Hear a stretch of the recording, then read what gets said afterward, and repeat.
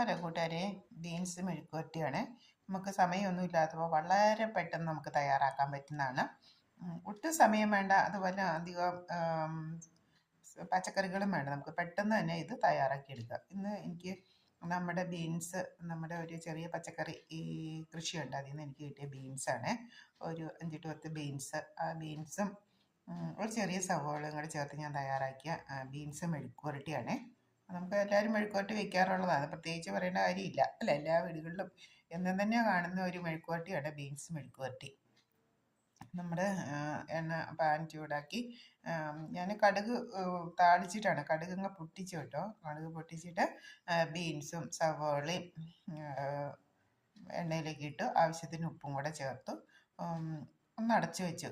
പിന്നെ ഇടയ്ക്കിടയ്ക്ക് ഇളക്കി കൊടുത്തു. ഞാൻ പച്ചമുളകല്ല ചേർത്ത്, ഞാൻ മുളക് പൊടി ഒരു സ്വല്പം മഞ്ഞൾപ്പൊടിയും കൂടെ ഇടുകയാണ് ചെയ്തത്. അപ്പം എളുപ്പത്തിന് ചെയ്തുകൊണ്ട് പിന്നെ മുളക് ഉണ്ടായിരുന്നു, ചീനിയിൽ മുളക് ഉണ്ടായിരുന്നു. തന്നെ പറിക്കാൻ പോകാനുള്ള മടി കൊണ്ടൊക്കെ ഞാൻ ആ മുളക് പൊടി തന്നെ നിന്ന് മടി പിടിച്ചത് ചെയ്താണ്. വളരെ എളുപ്പത്തിൽ നമുക്ക് തയ്യാറാക്കാൻ പറ്റുന്ന ഒരു മെഴുക്കുവരട്ടിയാണ്.